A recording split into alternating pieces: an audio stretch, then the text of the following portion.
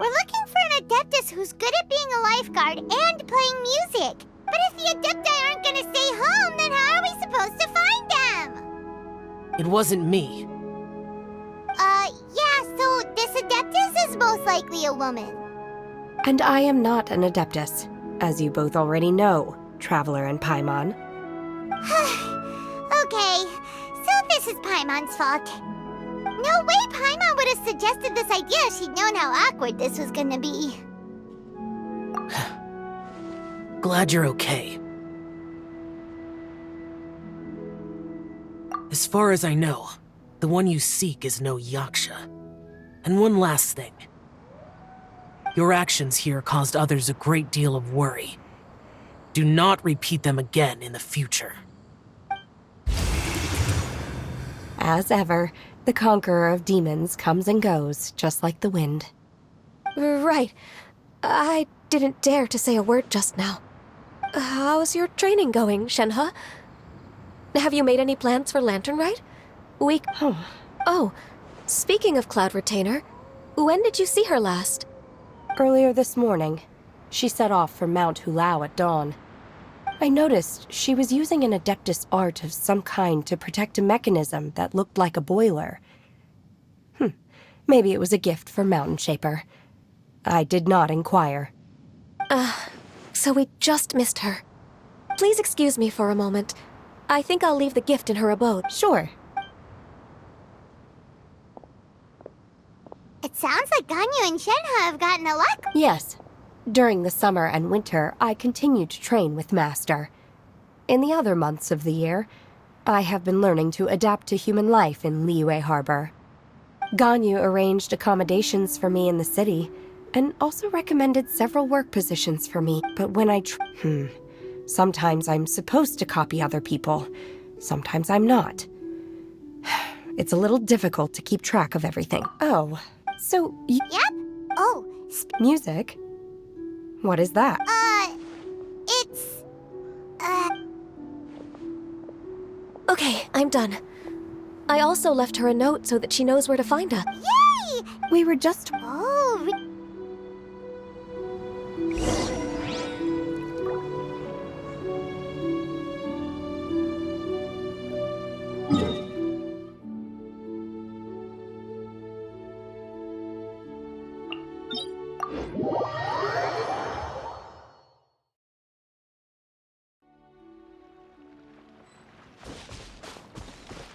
Behold!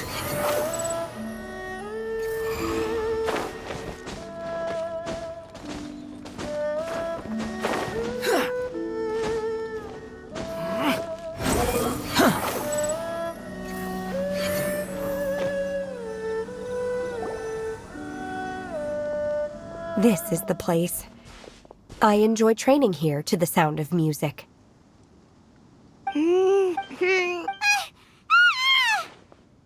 Oh no! Paimon's got deaf! Paimon can't hear anything! The faint sound of birdsong, the quiet murmur. Oh, okay, Oh. And, Hey! Don't you patron... Hey!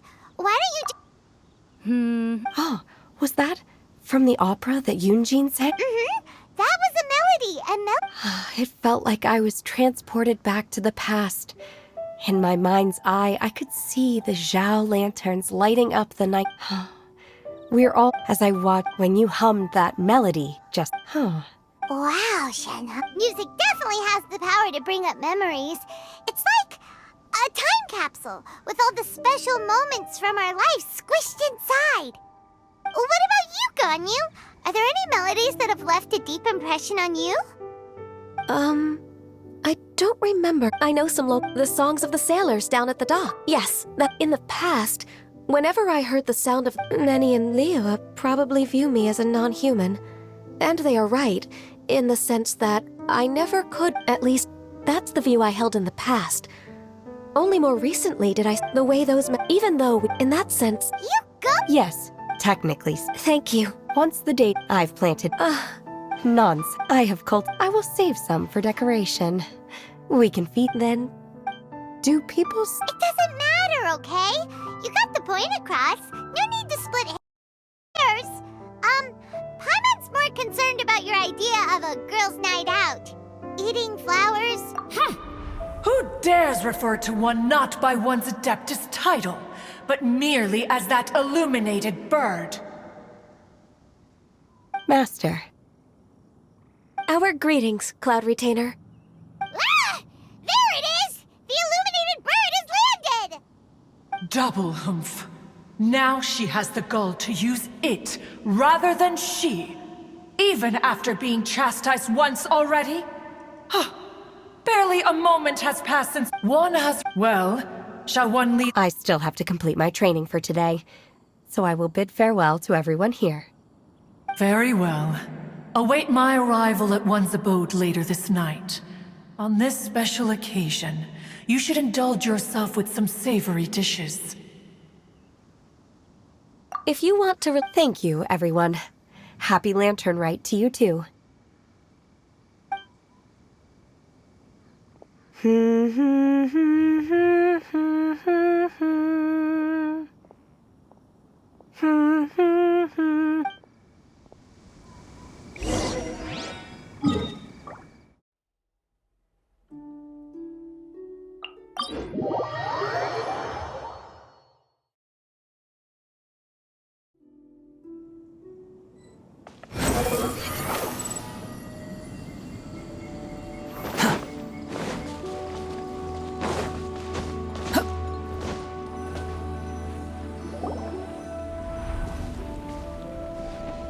Is this?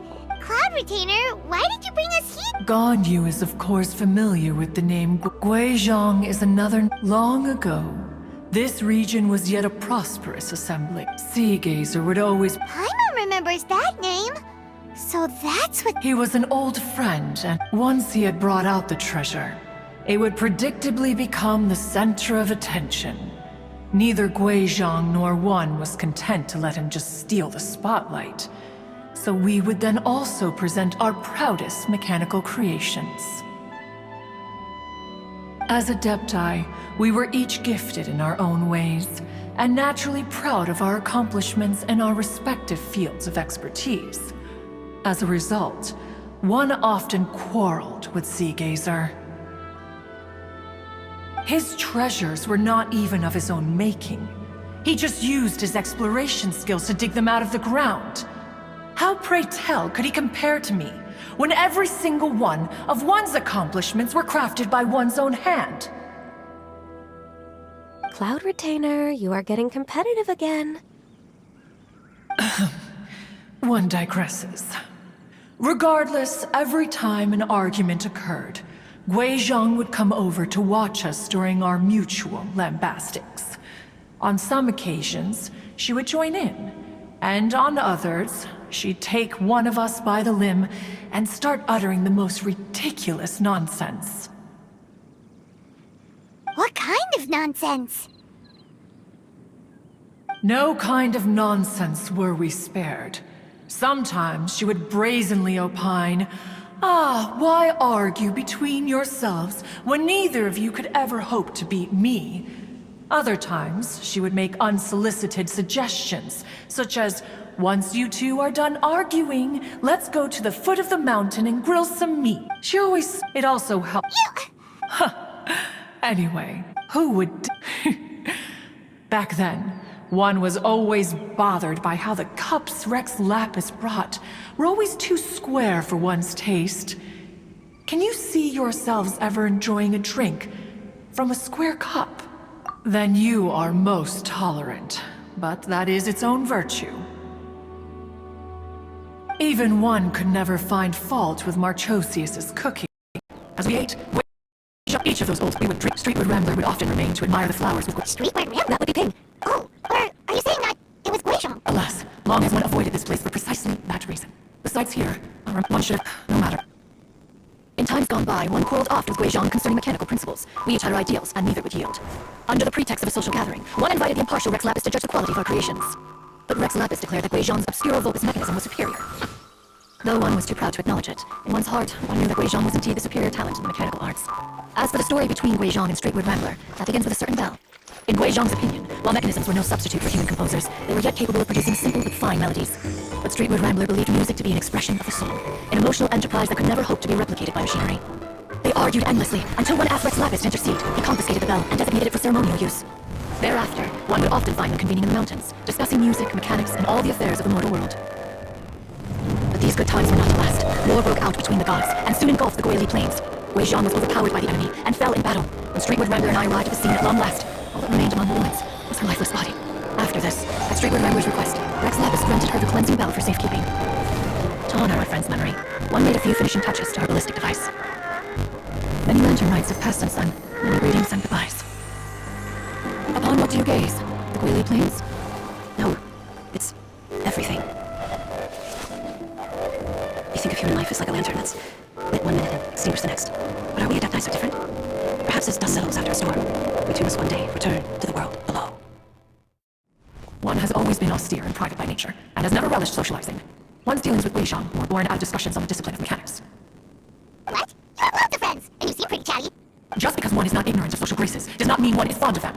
One is perfectly capable of partaking in conversation despite being introverted. But in the end, one is nothing like Streetwood Rambler. She is dauntless but thoughtful, not to mention eloquent and wise. Moreover, her friendship with Wei Zhang was far greater than one's own. Back when they were rivals, they would often compete against one another in the realm of musical composition. The Cleansing Bell was one of Wei Zhang's proudest works, having the ability to both compose and perform. Wait, that's weird. Did Madame Ping say she pestered an old friend for that bell? And she also said something about being a vain beauty when she was young or something. Streetwood Rambler, a vain beauty. My foot. That bell has a sad history. Clearly she refrained from sharing with you the truth of its origins, since the right time had not yet come.